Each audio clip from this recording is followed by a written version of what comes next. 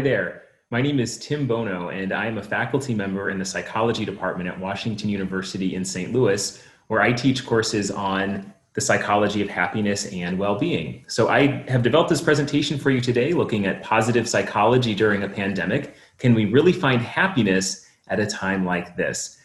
Given that I teach and do research on the topic of happiness, as you might imagine, a lot of people have had some questions for me during this very challenging year, 2020, where we're all facing a lot of difficulties. So I have provided two questions that will be useful as a framework as we explore these topics based on questions that a lot of people have been posing to me. So the first question that I'll give some attention to in this presentation is simply, can we really be happy at a time like this, given all the challenges that we're all facing right now?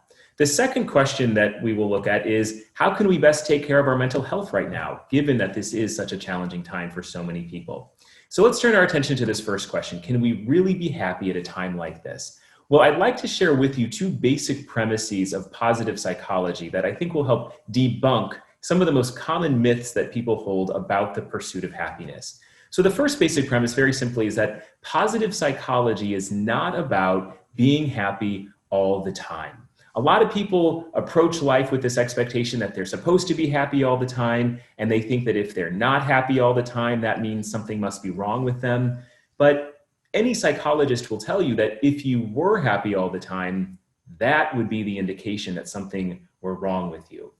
We know that we humans have evolved a very complex set of emotions, and there's a time and a place for all of them, the good ones and the bad ones. And so what seems to characterize the happiest people is that they approach life with a realistic set of expectations and an understanding that life is hard and careers are hard and relationships are hard. They come with stressors. So therefore, when difficult times come upon those individuals, instead of acting indignant, they say, yeah, life throws really difficult times at me sometimes. And they have strategies that allow them to cope with that negativity so that they can minimize the impact, persevere, extract meaning from it, and then get back on track toward the path of happiness a bit more quickly. So the first basic premise, we're not supposed to be happy all the time.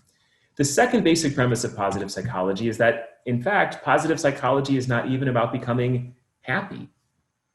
Instead, what positive psychology and the strategies that this field offers are about, it's about becoming happier.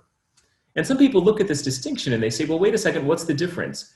What's the difference between being happy versus being happier? Aren't those really one and the same? From my perspective, there is a world of difference between those two phrases. Because for us to go about our lives saying, gosh, I just want to be happy, or what do I need to do to be happy? Or how much money should I have to be happy? What kind of a job should I have to be happy? Where should I live? What kind of a partner should I have to be happy? Those questions treat happiness as if it's a binary. It suggests that either we're going to be happy or we're not going to be happy. And we're not going to be happy until we've achieved this list of things. But it turns out that a much more useful approach toward the pursuit of happiness is to acknowledge that happiness itself resides on a continuum. So instead of asking, how can I be happy and what do I need to accumulate to be happy, much better is to say, how can I be happier? What are the things I can be doing today to become even a little bit happier? Because the reality is that there's always going to be stuff outside of our control that prevents us from being as happy as we wish we could be. But there usually are things that are within our control that can at least help us become happier. And that's what the goal of positive psychology is all about. Not about making anybody happy, but instead helping us identify those small daily behaviors that can allow us to become happier.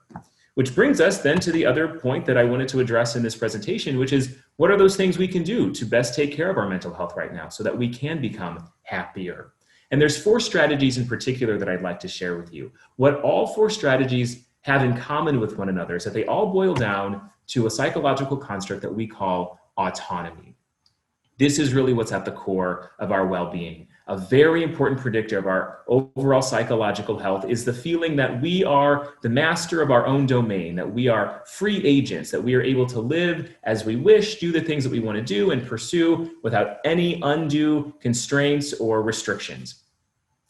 And that is precisely why this pandemic situation has been so challenging. because every time you turn on the news or you scroll through social media, it can very easily feel like things are spiraling out of control. So in the interest of maintaining our mental health, then, it becomes really important to direct our attention to those behaviors and strategies that are within our control, that we can truly do of our own volition, even amid the challenging situations that are placing limits on our freedom and other aspects of our lives. So I'd like to outline 4 of the most effective ways to build our mental health, even during a really challenging time like this. The first of those 4 is to practice gratitude. Study after study is showing that when we practice gratitude, even in small ways, that goes a long way toward our overall psychological health and well-being. Again, there's so many things drawing attention to negative things on the news and social media. Let me share with you what one of my friends does. She started this inspiration bulletin board where every day or every couple of days, if she sees something or hears something that is funny, it's a joke, or maybe she sees an inspirational quote, or just she'll see a neighbor doing something nice for another neighbor, like somebody mowed the neighbor's lawn when they were out doing their own yard work. She'll just make a note of that. And then she's reminded that it's not all bad. There are still signs of hope and optimism in the world. And this balances all the negative things that she still sees. We should still watch the news, still stay informed about what's going on, but it's also important to keep things in perspective and maintain some attention on things that are still going well. One of the ways that psychologists think about happiness is with a very simple formula. It's the quotient of what we have as compared to what we want. And it's very easy for us to get caught up in what other people have or what we wish life could be. But if we can catch ourselves in the act of that and redirect some of our attention to those good things that are in our life that we have, that are still an opportunity for gratitude and for happiness, that mathematically is shining a spotlight on this numerator, which is going to make the overall quotient of the formula very large.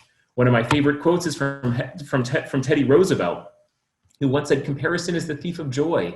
And he's exactly right. If we spend all of our time on social media or otherwise with our head over our shoulder wondering how we measure up to other people, it's really hard to be happy.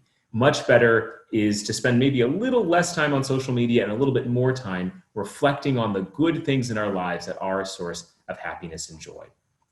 The second of those 4 strategies to boost our mental health is to make progress toward goals. We know that a really important characteristic of well-being is the sense of satisfaction that comes from having to work hard towards something and then having some deliverable, having some product that we have developed as a result of our hard work. And that product could be tangible or not tangible. It could be something like helping a child discover the joys of baking or making your favorite meal. Maybe it's reading a couple of pages in a book that you've been meaning to get to. Maybe it's going outside and going for a run.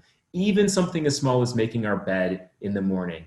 Very often it is the satisfaction that we get from achieving a very small goal, like making the bed, that fuels our motivation to carry out larger goals later in the day. And again, it feels good to have to work hard at something and stay on task toward a goal and feel a sense of competence knowing that we've achieved something as a result of that. So finding even small ways to achieve something during the day and pursue goals, very important for our well-being.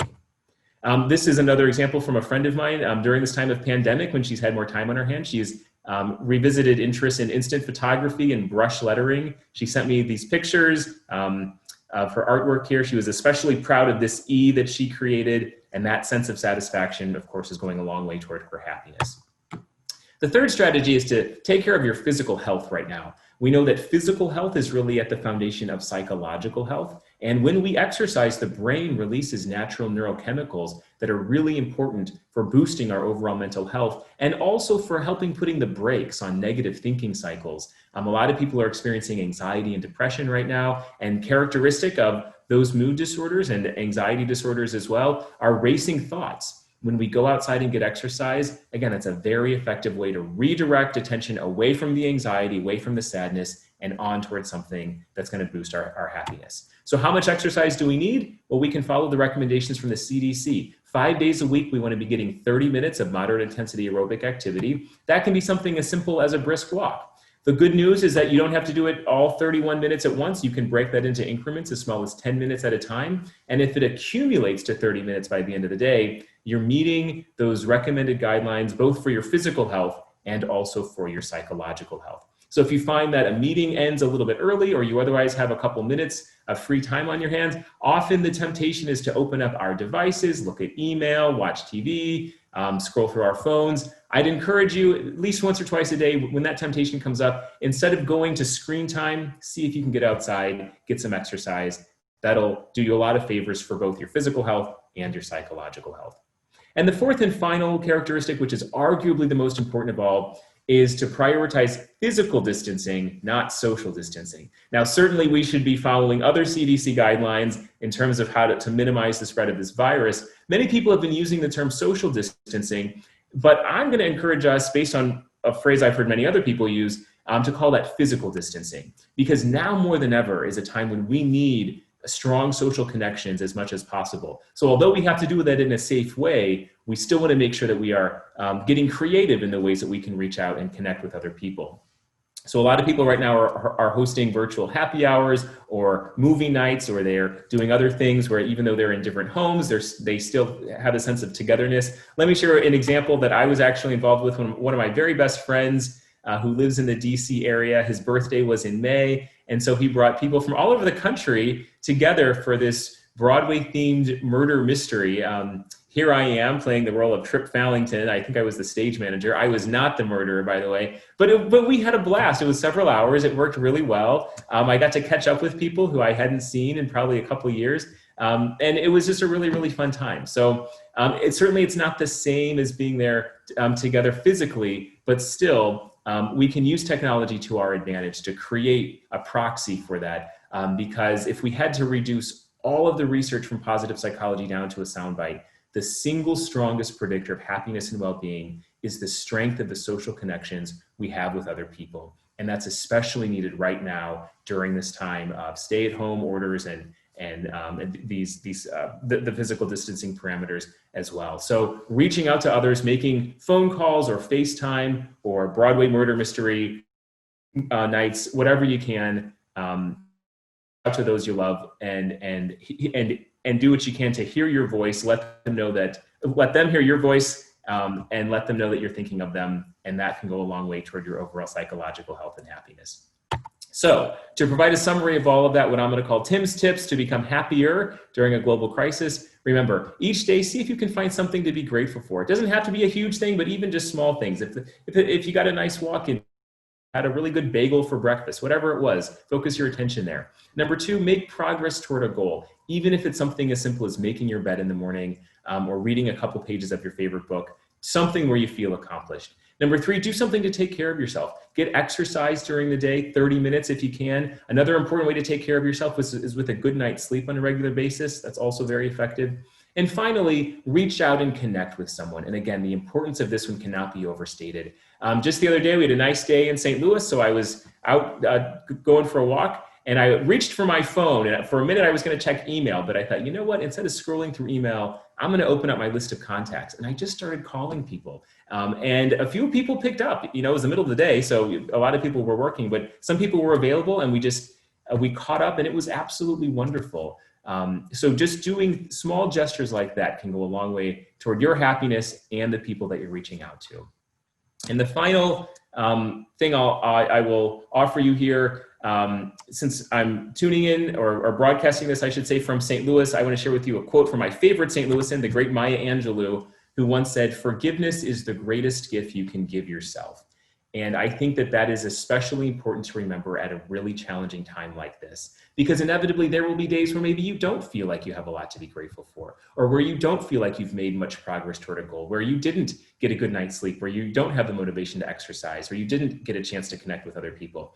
And that's okay. On those days, practice self-compassion, go easy on yourself, and then when you can, redirect your attention toward making goals in those areas that are realistic for you, getting sleep, getting exercise, reaching out to others, and that will help you spiral up toward the path of happiness and well-being. So I thank you for your time and attention. If you're interested in learning more, I released a book recently called Happiness 101 that provides an overview of all of the research that I cover in my positive psychology class, or you can certainly feel free to reach out to me directly by email, tjbono@worcester.edu. Thanks so much. Have a great day.